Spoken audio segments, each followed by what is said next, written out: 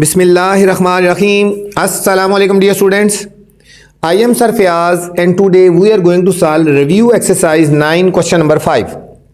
अजीज तलबा तलबात आज हम क्वेश्चन नंबर 5 सॉल्व करने जा रहे हैं। इससे पहले वाले क्वेश्चन बच्चों मेरी पहली वाली वीडियोस में मौजूद है, अगर आप वो देखना चाहें तो मेरी वीडियो देख सकते हैं। चलते हैं बच्चों क्वेश्चन नंबर 5 की तरफ। आइडेंटिफाई सेंटर, इसमें हमने आइडेंटिफाई करना है सेंटर कौन सा है, रेडियाई कौन सी है, रेडियस कौन सी है, डायमीटर कौन सा है, कॉर्ड कौन सा है, माइनर आर कौन सी है, मेजर आर कौन सी है, सेमी सर्कल कौन सा है बच्चों, फिर माइनर सेगमेंट कौन सा है, मेजर सेगमेंट कौन सा है, इन द एडजॉइनिंग फिगर्स। इस फिगर की बात हो रही है बच्चों। इस फिगर में हमने ये सारी चीज़ें हमने बतानी है कि क्या क्या चीज़ें कहाँ पे हैं और कौन सी हैं। चलते हैं सॉल्यूशन की तरफ, फिर आपको समझाते हैं। क्वेश्चन नंबर 5, ठीक है। सबसे पहले पूछा उन्होंने सेंटर क्या है, क्या पूछा है, सेंटर। तो बच्चों इसका सेंटर कौन सा है, सेंटर वो होता है जो सर्कल के सेंटर में होता है, उसको सेंटर बोलते हैं। तो ये हमें गिवन है ओ, तो सेंटर क्या हुआ हमारे पास बच्चों, ओ। फर्स्ट पार्ट पूछा है कि इस क्वेश्चन में सेंटर क्या है, ठीक है। सेकंड पार्ट पूछा है रेडियाई, रेडियस क्या है। अच्छा बच्चों आपको पता है रेडियस क्या होता है, रेडियस वो चीज़ होती है कि जो सेंटर से लेकर एक साइड तक जाती है, वो रेडियस होता है, ठीक है। आप देखो सेंटर से है ना, सेंटर से जो एक साइड तक जा रही है, देखो सेंटर से यहाँ तक जा रहा है ये ओ ए, एक हमारे पास रेडियस ये हो गया ओ ए। अब सेंटर से देखो ये जा रहा है ओ सी, फिर ओ बी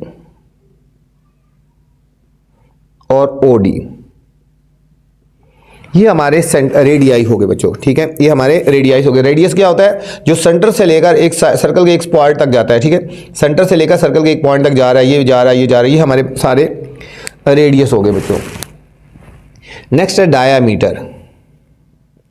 डायामीटर, डायामीटर वो लाइन होती है बच्चों जो सर्कल को दो पॉइंट्स में टच करती है, लेकिन सेंटर से पास होती है, लेकिन सेंटर से पास होती है। अब देखो ये सेंटर से पास हो रही है, एक डायमीटर ये हो गया ए बी,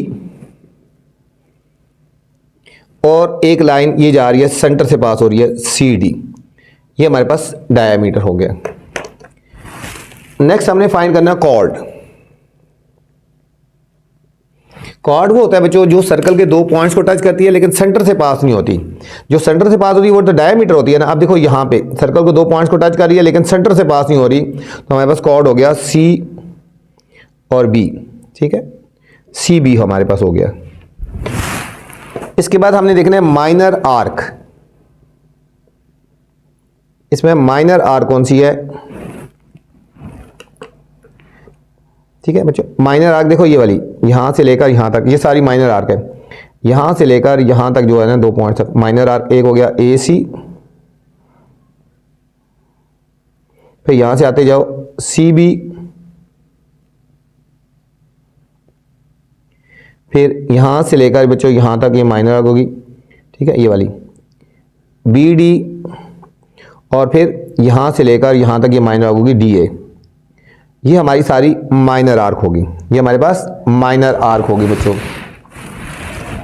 अब हमने बताना है इसमें मेजर आर्क कौन सी है, मेजर आर्क कौन सी है। अब जो माइनर आर्क के ऑपोजिट होती है ना बच्चों, वो मेजर आर्क होती है। देखो यहाँ पे माइनर आर्क हमने लिखा था ना ए सी, अब मेजर आर्क क्या हो जाएगी सी बी और यहाँ से एक तक, ठीक है। एक देखो ये माइनर आर्क यहाँ तक लिखी थी, इसके जो आगे साइड है ना यहाँ से लेकर यहाँ तक ये मेजर आर्क होगी। तीन पॉइंट्स लेंगे सी बी ए, सी बी और ये वाला पॉइंट ले लेंगे, ठीक है। बस यहां से लेकर यहां तक तीन पॉइंट लेना है, सी बी और ए। एक ये हो गई, ये हो गया बी डी और यहां तक लेना है, ठीक है। ये माइनर आर्क थी, इसका ऑपोजिट यहां से बाकी जो बच गई थी बी डी और सी। अब यहां से एक हो जाएगी डी ए और बी,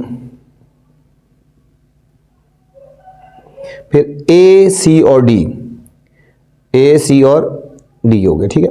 ये माइनर आर्क होती है, तो इसके ऑपोजिट जो बाकी बचती है वो मेजर आर्क होती है बच्चों। इसके बाद है semi circle.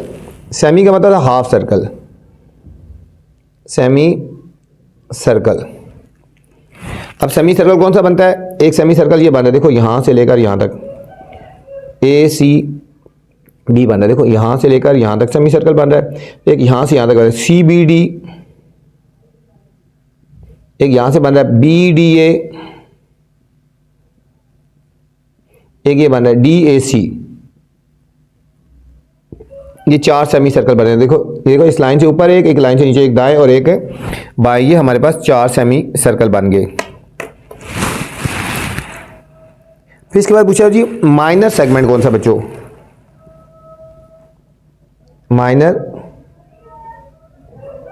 Segment, minor segment बच्चों वो है जहां पे शेडेड पोर्शन है। देखो ये शेडेड पोर्शन, शेडेड पोर्शन, ये जो है शेडेड पोर्शन है वो हमारे पास माइनर हो गया ना, ठीक है। और मेजर पोर्शन कौन सा हुआ,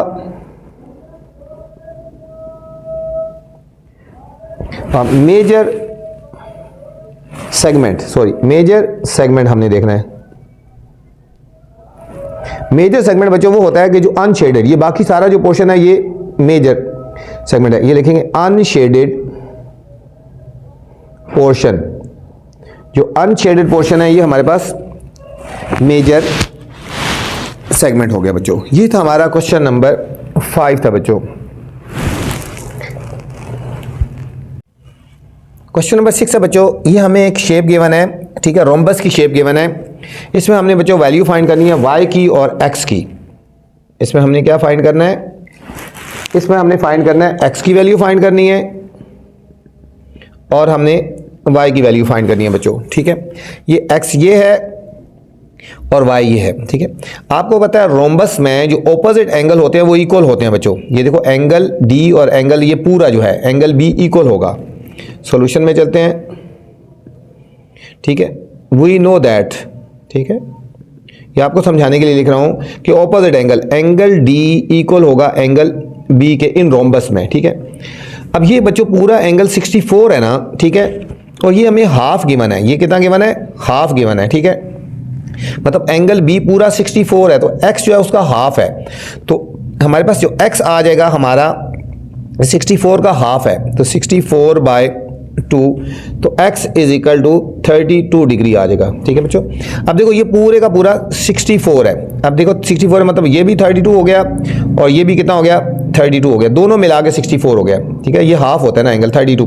अब ये 32 है तो ये 32 इस तरह भी कर सकते हो, ये x 32 हो जाएगा, ठीक है। या दूसरा x जो है इसका हाफ है ना, ठीक है, ये पूरा एंगल था 64 और इसका हाफ है x 32, x हमारे पास 32 आ गया। अब हमने y निकालना है बच्चों, तो y निकालना बहुत इजी है। y फाइंड करने के लिए हम लिखेंगे इन ट्राइंगल, हम इस ट्राइंगल को सॉल्व कर लेते हैं। इस ट्राइंगल को देखते हैं इन ट्राइंगल बी ओ और सी, ठीक है। हम इस ट्राइंगल को देखते हैं इन ट्राइंगल बी ओ और सी, ठीक है। अब देखो ये y के इक्वल है और ये जो है बच्चों 90 का बन रहा है। ये कितने का एंगल बन रहा है, ये 90 का एंगल बन रहा है, ठीक है। और ये एंगल कितना है, 32 है, ठीक है, ये 32 है, ठीक है। ये x 32 आया तो ये भी 32 आ गया, तो हम यहाँ लिख सकते हैं y plus 32 degree, y plus 32 degree plus 90 degree is equal to 180, क्योंकि ट्राइंगल का जो सम होता है 180 के इक्वल होता है। y प्लस इन दोनों को ऐड कर दो, 90 और 32 को 122 आ गया बच्चों, 9 12 122 आ गया ना, इज इक्वल टू 180 डिग्री। तो y is equal to 180 degree minus 122 degree, इनको ऐड कर दो, सब्ट्रैक्ट कर लेंगे।